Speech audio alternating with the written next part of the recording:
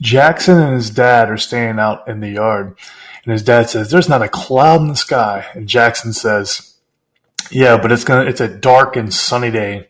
And his dad says, "You can't say that. That's two. They're the same exact. They're opposites. They can't be both at the same time." He says, "Yes, it can, Dad. Watch." So they look up, and an eclipse is about to start.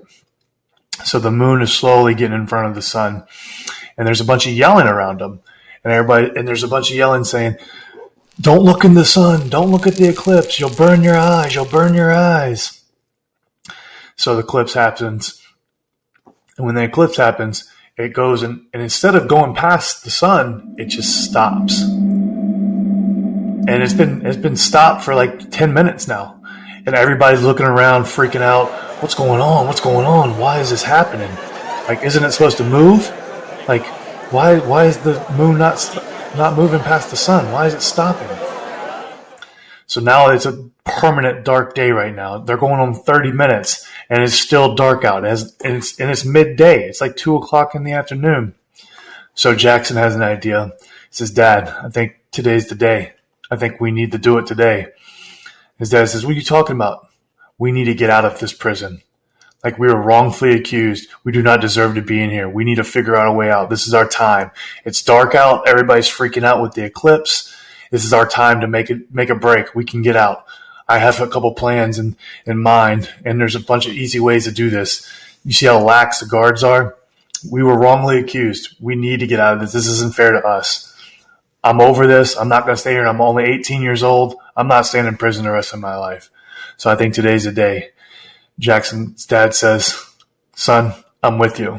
What's the plan?" Well, Dad, you know how I've been walking around the facility during our recreational time instead of playing basketball or lifting weights, even though you know I love to play basketball? His dad nodded his head. Well, I've been looking for weaknesses in the fence, preparing for a day just like today.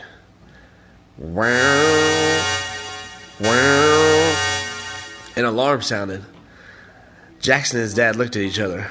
They knew what that meant.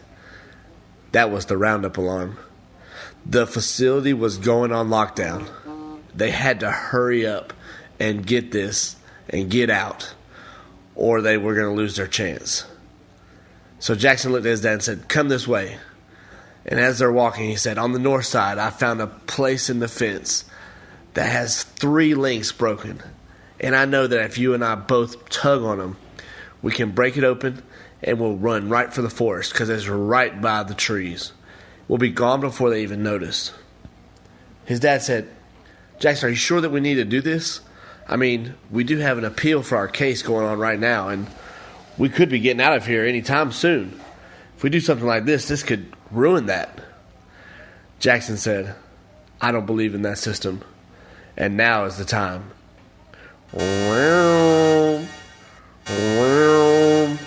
The alarm kept going. The chaos was ensuing. Jackson looked at his dad and said, "There, look, there it is." He pointed at the links in the fence. Jackson grabbed one side. He looked at his dad and said, "Dad, come on. It's now or never. We have to do this." Jackson's dad took a deep breath. He grabbed the other side. Jackson said, "All right, on 3, pull as hard as you can. 1, 2, 3. "Keep pulling, Dad. We got this. We're going to get out of here, man. You just got to believe." His dad was like, "Dude, this fence is a lot stronger and it looks a lot stronger than it is." He was like, "No, just keep pulling, Dad. Ugh. Keep pulling. 1, 2, 3 at the same time. Ugh. This has to work, Dad. This has to work, Dad." Is all Jackson could say to his dad, because this is the only plan that they had. And this was the best opportunity to execute their plan. "Keep pulling, Dad. Keep pulling. We got this." His dad was like, "I don't think it's going to happen, Jackson. We got to figure something else out. We got to go to plan B." And Jackson was like, "There's no plan B, Dad. This is the only way that I figure we can get out." And as they turn around to survey the field, the lights pop on because it's 2 o'clock in the afternoon and the eclipses last longer than it should be. And they see the spotlight and they look back and it's inmates fighting guards fighting inmates. And then they look a little closer and it's inmates stabbing guards shooting inmates. Pow, pow, ringing from the nest up top, from all the ones that are watching. Pow! Dad, keep pulling. We got this. Keep pulling. His dad was like, there's no way, son. There's no way. I've used everything I possibly can. This fence isn't budging. You know, maybe I'm too old. Maybe I'm just in over my head. And Jackson was like, Dad, I believe in you. Just keep pulling. We got this. And by that time, they hear, freeze! Put your hands up and get away from the gate. Jackson turns around first. And he says, Dad, I'm not going back to jail. I'm not staying here. There's no way. We're both innocent. You know it, and I know it. We're just wasting our lives away here. And his dad turns around and said, Jackson, just do what they say. Just put your hands up. And as they put their hands up, they see out of the corner of their eye, inmate 282 running with a knife.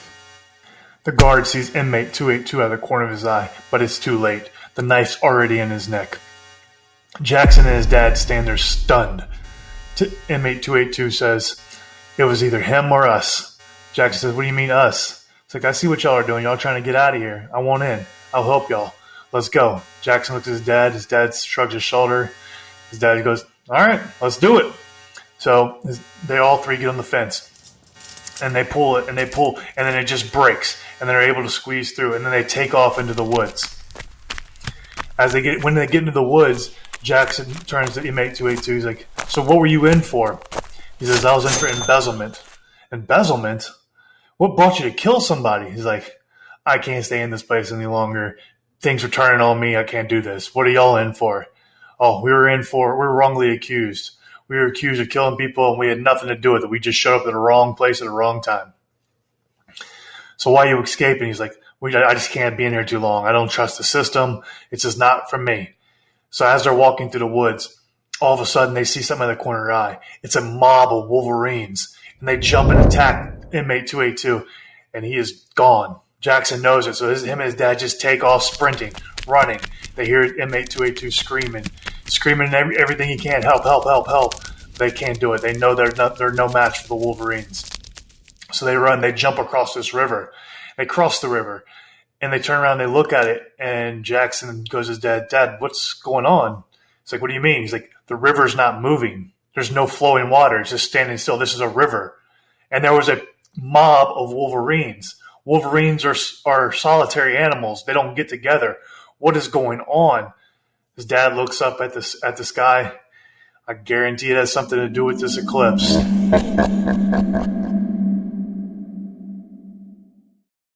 And we appreciate you for tuning in to Serve the Story.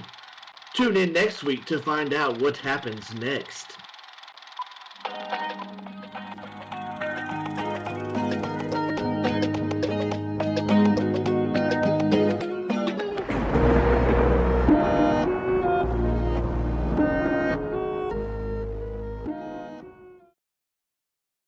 You are now listening to the Cinnamon and Sugar Podcast featuring DeAngelo Williams and Gary Barnidge. You push play and they'll push the limit.